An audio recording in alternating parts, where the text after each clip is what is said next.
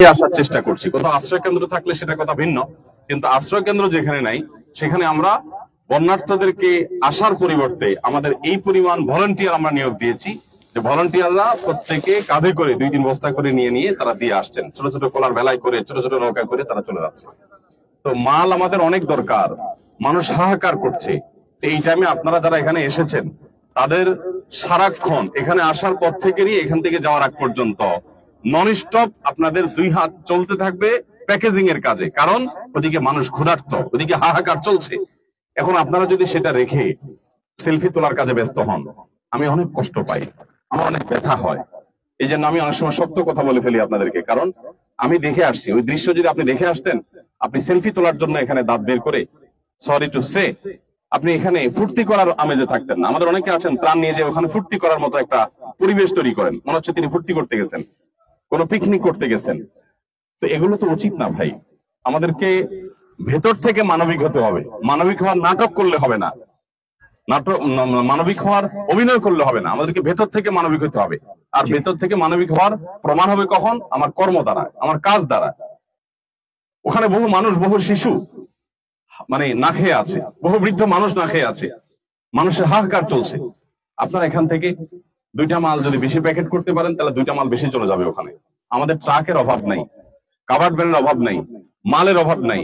যে পরিমাণ মালের স্তূপ হয়েছে এবং প্রতিদিন যে পরিমাণ মাল আসছে, আমরা আরো 500 বা 1000 টন মাল অর্ডার দিতে পারি।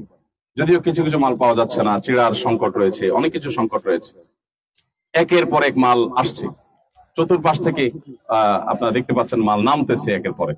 কি পরিমাণ কাজ করা দরকার। সেখানে যারা আসছেন, বিশেষ করে মাদ্রাসা শিক্ষার্থীরা আজকে বেশি আসছেন, আপনাদেরকে বলতেছি, আপনারা কি কাজ করার জন্য আসছেন না ফুর্তি করতে আসছেন?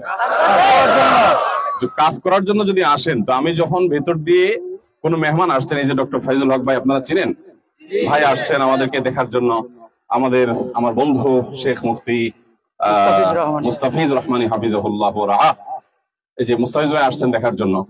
এখন আপনারা যদি মনে করেন যে তাইলে একটা ভাইরাল হুজুর, যেহেতু উনি একটা ভাইরাল হুজুরের পিছনে ঘুরে একটা ছবি তুলে নেই, তাহলে আমি ফেসবুকে একটা লাইক কমেন্ট করবো। মনে রাখবেন, এগুলো কোনো মুখলেস মানুষের কাজ না। আপনি নিজে ভালো মানুষ কিনা এটা আপনার কাজ দ্বারা প্রমাণ হবে। আমাদের এখানে ভালো মন্দ আমি নিরূপণ করি কি দিয়ে? যদিও আমার এই মিটার একবারে 100% যে পারফেক্ট সেটা আমি বলতেছি না। আমি দেখি যারা কাজে লেগে আছে, আমি তাদের সাথে গিয়ে গিয়ে মুসাফা করে দোয়া করি দিল থেকে, কারণ আমি জানি সে আল্লাহকে খুশি করার জন্য এখানে আসছে, কোনো ধান্দায় আসেনি। যারা আমার চারপাশে গুড়গুড় করে, সবার কথা আমি বলতেছি না, একটা বড় অংশ যারা আমার চারপাশে গুড়গুড় করে, আমি তাদেরকে ধরেই নেই যে এরা আসছে এখানে ধান্দাবাজির জন্য। সবই ঠিক, তাহলে বেঠিক কাজটা করে কি?